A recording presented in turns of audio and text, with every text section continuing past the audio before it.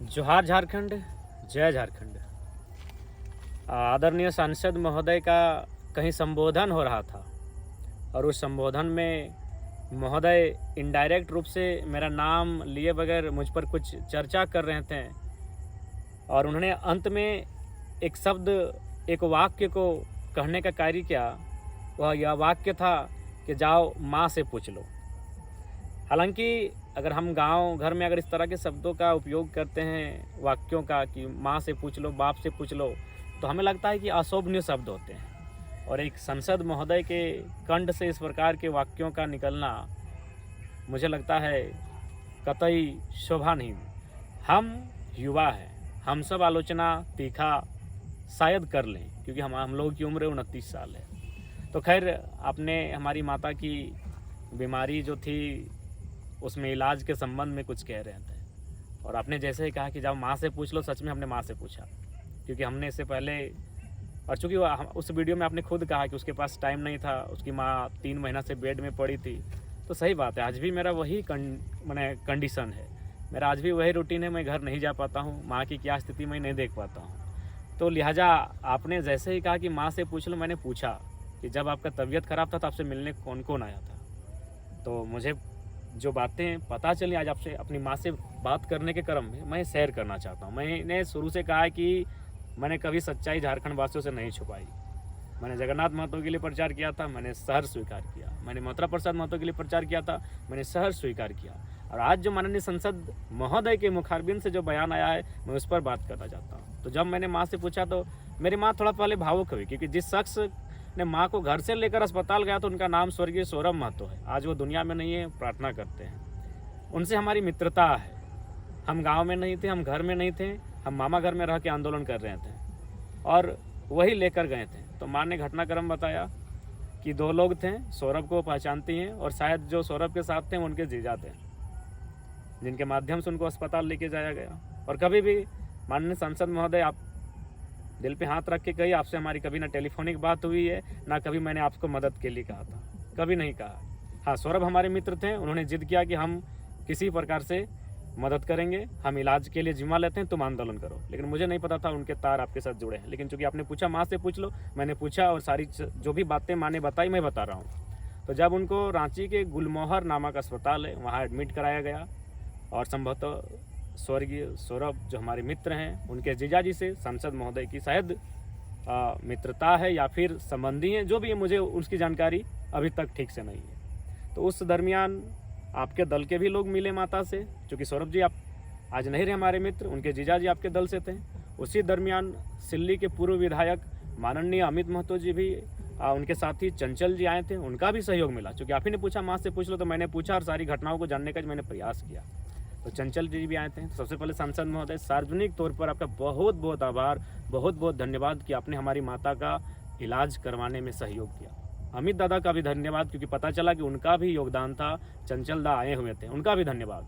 और साथ ही जानने के क्रम में ये भी पता चला कि 18 दरोगा की टीम पहुंची थी, जो भी थे, जो भी दरोगा की टीम का नेतृत्व कर रहे थे, क्योंकि वो सरकारी लोग हैं। पता नहीं मेरी माँ का इलाज करना भी कहीं उन दरोगा के लिए गुनाह ना हो जाए, इसलिए मैं उनका नाम नहीं लेता हूँ। 18 जो 2018 बैच के 18 दरोगा हैं जो झारखंडी थे, उनके माध्यम से किसी ने 1000 रुपया, किसी ने 1500 रुपया देने का काम किया था। उन तमाम 18 के 18 दरोगा को मेरा धन्यवाद। चूँकि मैं नाम उनका नहीं लूँगा, क्योंकि दरोगा हैं और मेरी माँ का मैंने इलाज करना भी कहीं अपराध ना हो जाए, सरकार कहीं उन पर दंडित ना कर दे, इसलिए मैं उनका दरोगा सबका नाम नहीं लूँगा। अमित दा का नाम दिल से लूँगा, क्योंकि पता चला वे भी थे। और सांसद महोदय का भी दिल से नाम लूँगा, क्योंकि जो सौरभ जी थे, क्योंकि सांसद महोदय कभी नहीं गए थे, लेकिन जो सौरभ जी थे उनका संबंध उनके जीजाजी से था और उनके जीजाजी का संबंध सांसद महोदय से था। ये कड़ी जब मैंने माँ से पूछा पता चला। और एक बात महोदय, आप जो इस प्रकार से एहसान गिना रहे हैं, चलिए अच्छी बात है, गरीब आदमी को उसका एहसान गिनाना ही चाहिए। वैसे भी लोग गरीबों को एहसान बहुत जल्दी गिनाते हैं। आपने बिल्कुल सत्य कहा कि मेरी माँ बांस की ठठरी पर ही बंधा हुआ था। तो ये तो आप बिल्कुल स्पष्ट झारखंड वासी को बता रहे हैं। और मैंने भी बताया कि हाँ, मैं निर्धन परिवार का ही बेटा हूँ, आज भी मेरा घर मिट्टी का ही है। और बिल्कुल सत्य झारखंड वासियों कि जब मेरी माँ को इलाज करने के लिए ले जाया गया, बिल्कुल बांस का ठठरी ही था और बिल्कुल 3 महीना से बेड में थी। एक बार इलाज हुआ था, वो शायद सक्सेसफुल नहीं हुआ था। और मैं माटी की बात करने वाला बेटा, शहीद का बेटा, मैं माँ से बढ़कर मैंने माटी को तरजीह दिया। और सांसद महोदय, ये तो आपने ही खुद कहा कि कि उसको इतना भी ख्याल नहीं रहता है कि माँ की चिंता करे। वो माँ को 3 महीने से बेड में छोड़कर आंदोलन कर रहा था। तो ये बात भी आपने खुद बताया कि झारखंड वासियों को संदेश भी दिया कि मैं कितना पागल हूँ कि मेरी माँ सैया बेड पर बैठी है, बीमार अवस्था में है और मैं माटी के लिए लड़ रहा हूँ, मैं झारखंड के आवाज़ बन रहा हूँ। तो ये चीज़ें भी आपने बताई और मेरी माँ के पाँव में बांस का ठठरी लगा था, यानी मेरी आर्थिक स्थिति क्या थी ये भी आपने बताया। बिल्कुल धन्यवाद।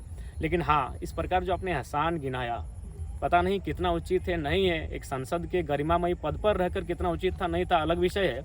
लेकिन मैं पहले आपको सार्वजनिक मंच पे तमाम मीडिया प्लेटफॉर्म के माध्यम से धन्यवाद देते हुए एक पहला तो बात तो प्रार्थना करूंगा कि जो मेरे परिवार की स्थिति है, मेरी माँ जो बांस की पटरी में बांस के लकड़ी के सहारे अपने पाँव में बांधकर 3 महीना बेड में रही, मैं प्रार्थना करता हूँ, ईश्वर से प्रार्थना करता हूँ, बूढ़ा बाबा से प्रार्थना करता हूँ कि आपके परिवार को ऐसा दिन कभी ना देखना पड़े, कभी आपका परिवार ऐसा दिन ना देखना पड़े कि इलाज के अभाव में 3 महीना बेड पर पड़ा रहना पड़े और बांस की टटरी बांध कर रहना पड़े। आपका परिवार कभी ऐसा दिन ना देखे। लेकिन अगर आपके रिश्ते नाते सगे संबंधी अगर उनके साथ कभी कोई ऐसी घटना घटती है और अगर जनता का आशीर्वाद मुझे मिला और मैं भी सांसद बनता हूं, तो मैं आपको विश्वास दिलाता हूं, जिस प्रकार आपने मेरी मां के इलाज में सहयोग किया था इनडायरेक्ट रूप से या डायरेक्ट रूप से मुझे अभी भी नहीं मालूम क्योंकि सौरभ जी नहीं है, मैं भी आपके उस सगे संबंधी का इलाज करवाऊँगा। ये मैं पूर्ण विश्वास और वचन देता हूँ। अगर मैं ना भी बनूँ, लेकिन अगर कभी मेरी ज़रूरत पड़ी, क्योंकि इस एहसान के बदले जो एहसान आपने मुझसे किया है, तो मैं कसम खा के कहता हूँ, मैं अपना ब्लड अपना रक्त बेचकर आपके उस सगे संबंधी का इलाज करने का मैं प्रयास करूँगा। और मैं पुनः धन्यवाद। लेकिन साथ ही एक सवाल, क्या लोकसभा का चुनाव मेरी माँ का इलाज आपने करवाया उस मुद्दे पर होना चाहिए या एक अच्छा अस्पताल के मुद्दे पर होना चाहिए, ताकि आपको किसी पर एहसान ना करना पड़े? यदि एक बेहतर अस्पताल मुद्दा होता, आज अगर बेहतर एक अस्पताल आपकी लोकसभा क्षेत्र के अंतर्गत आता, अगर ये आपका मुद्दा होता या फिर इसको आप धरातल पर लेके आते हैं, तो शायद मेरी जैसी न जाने कितनी माएँ होंगी जो इलाज के अभाव में 3 महीना सर बेड पर होंगी। और शायद अगर आप उनका इलाज कर भी दें सांसद महोदय, तो क्या पता भविष्य में फिर आप एहसान गिनाएंगे। इसीलिए आप भविष्य में इस बात का ध्यान रखिएगा, किसी माँ का इलाज इसलिए मत कीजिएगा कि एहसान गिनाइएगा। आपसे करबद्ध प्रार्थना होगी, आप अपने लोकसभा क्षेत्र में, चूँकि आप प्रत्याशी हैं, भले हमसे आपकी टक्कर है रहेगी ही, राजनीतिक भिन्नता रहेगी, लेकिन अगर आप जीत के जाते हैं या मैं जीत के जाता हूँ अलग विषय है, तो प्रयास कीजिएगा कि किसी माँ, कोई और माँ 3 महीना बेड पर इलाज के अभाव में ना रहे, एक बेहतर अस्पताल की व्यवस्था करने का प्रयास कीजिएगा। क्योंकि आप सरकार में बैठे लोग थे, ऐसा नहीं था कि आप विपक्ष में बैठे लोग थे, लेकिन खैर आपने एहसान गिनाया है, उसके लिए आपका बहुत बहुत धन्यवाद। और साथ ही आपको सार्वजनिक मंच के माध्यम से मैं आपको धन्यवाद दूंगा कि मेरी माँ के इलाज में आज पता चला मुझे कि उसमें आपका भी योगदान था। क्योंकि मैं अभी तक मान रहा था कि हमारे मित्र सौरभ जो आज स्वर्गवासी हो चुके हैं, वो टाटा सिजवा के हैं, उनका योगदान है। स्वाभाविक उनका योगदान तो था ही, लेकिन उनका संबंध किसी और से था और उसका संबंध आपसे था। ये कसम खा के बोलता हूँ, ये मुझे पता चला। हाँ, ये भी मुझे पता चला कि अमित दा के साथी चंचल जी, उनको मैं कभी नहीं मिला हूँ, लेकिन जब आपने कहा कि माँ से पूछ लो, तो मैं आज पूछने घर गया हुआ था। ये सारी चीज़ें छनकर सामने आई। 18 दरोगा भी थे, उनका भी धन्यवाद दूंगा। और आपसे आग्रह करूंगा, आप अगर किसी माँ की मदद करें तो सार्वजनिक मंचों पर कृपया, हम लोग 29 साल के युवा हैं, अगर हम लोग इस प्रकार की कभी टिक्का टिप्पणी करें तो लोग समझ सकते हैं। आप 50 वर्ष की आयु में हैं, आप लगभग 20 वर्ष का आपका राजनीतिक अनुभव रहा, फिर भी आपने जो भी कहा सत्य ही कहा है। सही में आपका भी इनडायरेक्ट रूप से योगदान रहा।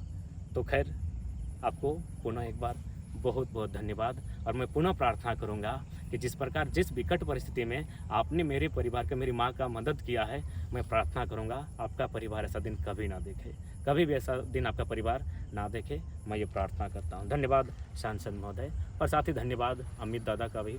धन्यवाद उन तमाम 18 दरोगा भाइयों का जो हमारी माँ तक सहयोग पहुंचाने के लिए रांची अस्पताल में, गुलमोहर अस्पताल है, हम अभी तक नहीं जानते हैं, क्योंकि उस समय में हमने अपने छोटे भाई को जिम्मा दे दिया था और बलराम जो हमारे साथ रहता है, विकास आज दुनिया में नहीं रहा, उनको हमने जिम्मा दिया था।